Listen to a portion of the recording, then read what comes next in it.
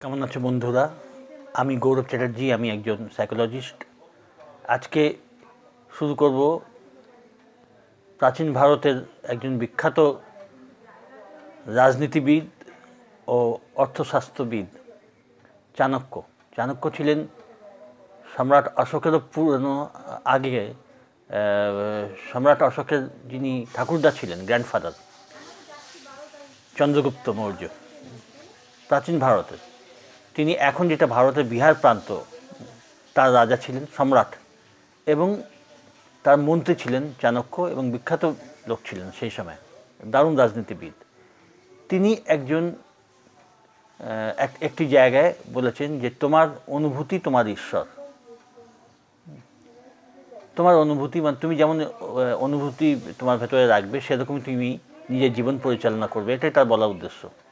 আর এই কোটটা আমি পেলাম এখন রন্ডা বরানের বিখ্যাত বই দ্য পাওয়ার, মানে যেটাকে শক্তি। রন্ডা বরানের নাম শুনেছ, দ্য সিক্রেট লিখে বিখ্যাত হয়েছিলেন তিনি। তারও অন্যান্য ভালো ভালো বই আছে, তার একটি বই দ্য পাওয়ার, তার মধ্যে এই চাণক্যের কোটটা করা আছে যে তোমার অনুভূতি তোমার ঈশ্বর। তো কি বলতে চেয়েছে, তুমি যেমন অনুভূতি রাখবে তেমনি তোমার জীবন হবে, তাই তো? তো যেমন আমরা যে জিনিসটা চাইছি, আমাদের ভেতরে যে অনুভব আছে আমরা সেটা বাইরে দেখছি। যেরকম ভেতরে আমাদের অনুভূতি চলছে সেটাই আমরা বাইরে দেখছি, সেরকম পরিস্থিতি বাইরে তৈরি করছি, আমরাই করছি।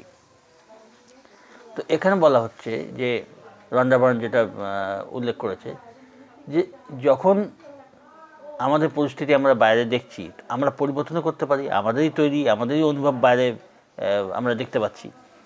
তো কীভাবে করব? তো যে পরিস্থিতি আমাদের ভালো লাগছে না, বদলাতে চাই, সেই পরিস্থিতি আমরা বদলাবো কী করে? না, ভেতরের যে অনুভূতি সেটা বদলাতে হবে।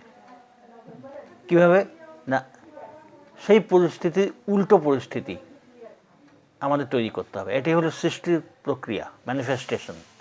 আমাদের যে অনুভূতি আমাদের ভেতরে রয়েছে সেটাই আমরা বাইরে যখন করব, মানে প্রেজেন্ট করব, সেটাই যখন প্রতিফলন হবে, তখন আমরা যদি ভেতরের অনুভূতিগুলিকে বদলাই, হ্যাঁ, এখন বদলাতে হবে কী করে? না, এখানে ভালোবাসার একটা কথা আসছে।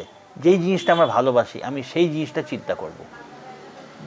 আমাদের যে ভালোবাসার যে শক্তিটা, সেটা আমরা ব্যবহার করব কী করে? না, সেই রকম পরিস্থিতি, মতো পরিস্থিতি আমরা অনুভবের মধ্যে আনব। যেমন যে সুস্থ হতে চাইছে, সে সুস্থতার কথা চিন্তা করবে। সুস্থতার যে অবস্থা হয়, সুস্থ অবস্থা, তার প্রতি ভালোবাসা রাখতে হবে। যে সমৃদ্ধি চায়, সে সমৃদ্ধির ওপরে ভালোবাসা রাখবে, এরকম আর কি।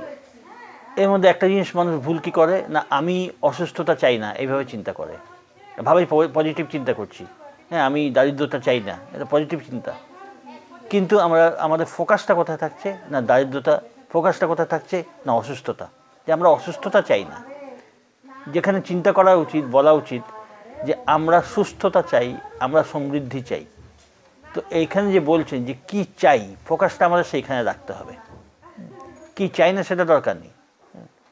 তো ওই জন্য এইগুলো খেয়াল করে রাখতে হবে যে যেই জিনিসটা আমরা পরিবর্তন করতে চাই, তো পরিবর্তন করে যেটা আমরা চাই, পরিবর্তন করে আমরা ঠিক যেই অবস্থাটা চাই সেই অবস্থায় ফোকাসটা রাখতে হবে। আর সেটাই আমাদের বলতে হবে যে আমরা এই জিনিসটা চাই, কি চাই না সেটার সাথে কোনো মতলব নেই।